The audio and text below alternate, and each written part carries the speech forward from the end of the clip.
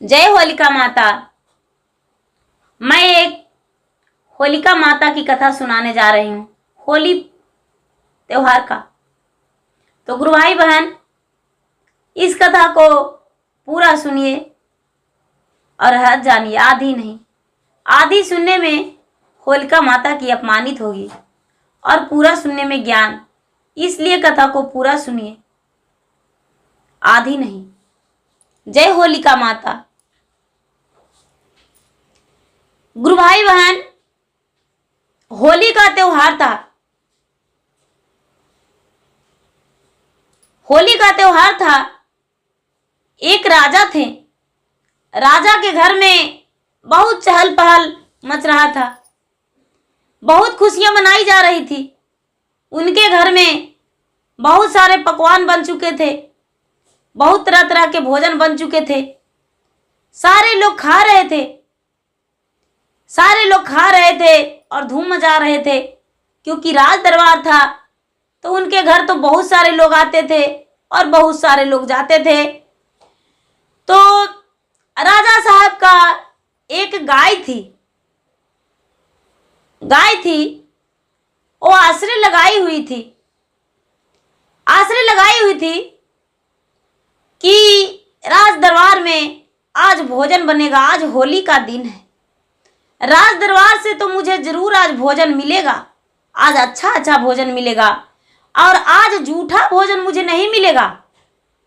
आज तो निकलेगा कढ़ाई से और मुझे मिल जाएगा। बेचारी गाय आस लगाए हुए बैठी थी, लेकिन गाय जब देखी कि सब लोग भोजन कर रहे हैं, मुझे नहीं मिला, तो फिर भी गाय आस लगाई हुई थी कि अरे भोजन तो मुझे मिलेगा ही, नहीं कैसे मिलेगा, मेरे लिए निकाल के रख दिए होंगे, मुझे भोजन मिलेगा। लेकिन शाम बीत गया, गाय का बना हुआ जो पकवान था, गुरु भाई बहन, नहीं मिला। गाय उदास हो गई। और गाय उदास हो गई तो भगवान विष्णु से प्रार्थना करने लगी कि हे भगवान, हे विष्णु जी, लोग कहते हैं कि गाय जो होती है वो लक्ष्मी होती है, अनमोलता धन है। तो ये सच है कि हम अनमोलता धन हैं, लेकिन हम लक्ष्मी कैसे हैं?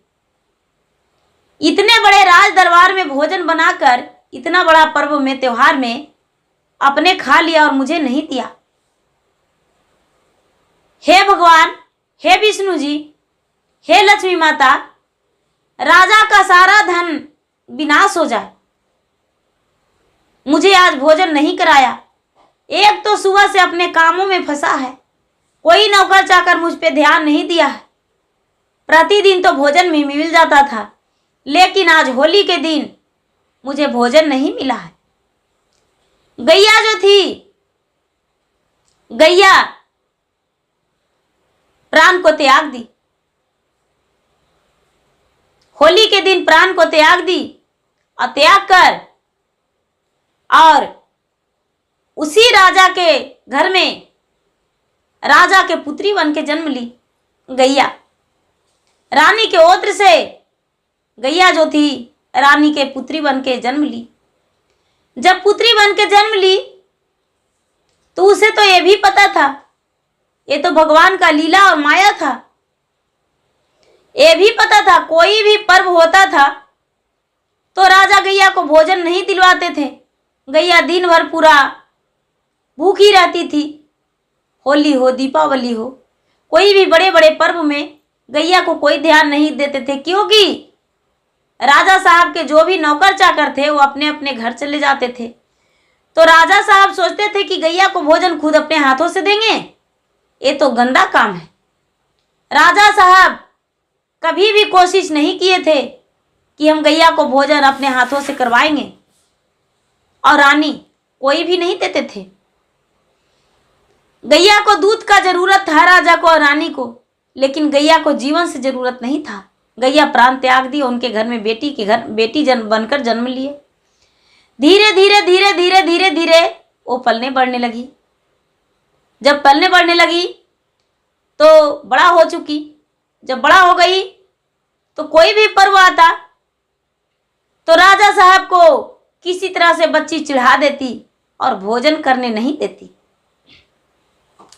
भोजन करने नहीं देती, कभी छीन दे लेती, कभी थारी उलट देती, शरारत में भरी हुई रहती थी। धीरे धीरे धीरे धीरे धीरे धीरे वो कन्या 12 बरस के हो गई।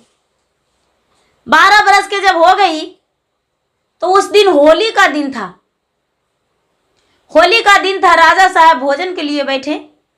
ये जो कन्या थी वो कहती है, पिताजी आज के दिन भोजन नहीं करना चाहिए। आज आप क्यों जमते हैं भोजन?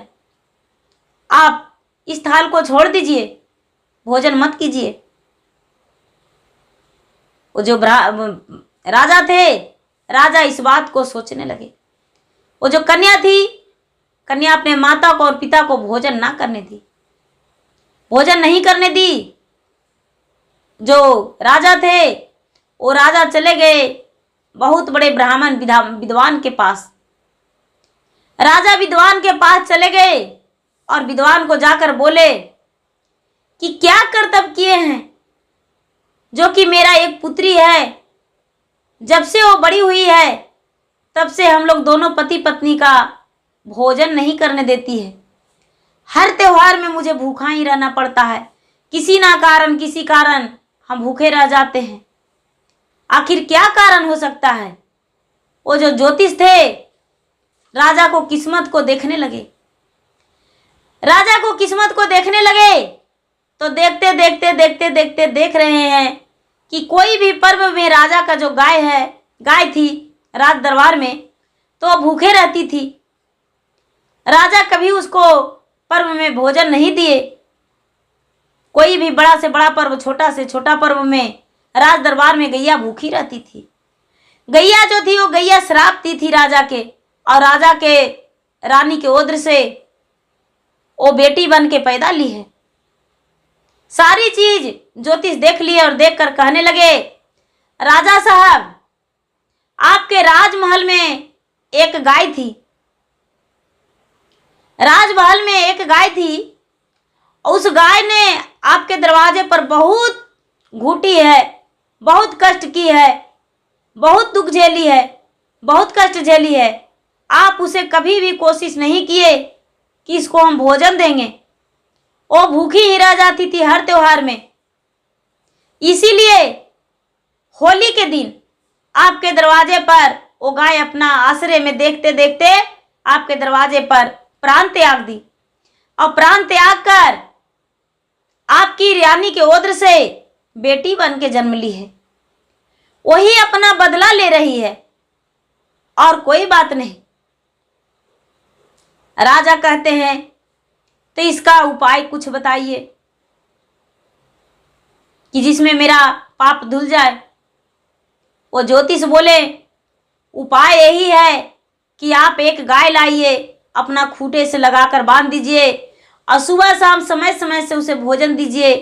और सुबह सुबह जब आप भोजन करते हैं या शाम कभी भी, तो सबसे पहले अपना गौ गोरास निकालिए।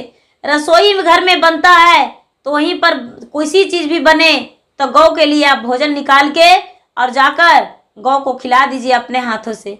ऐसा करने से आपका पाप धुल जाएगा। राजा साहब इस बात को सुनकर और बड़े प्रसन्न हुए, और उसी दिन अपने सैनिक से बोले।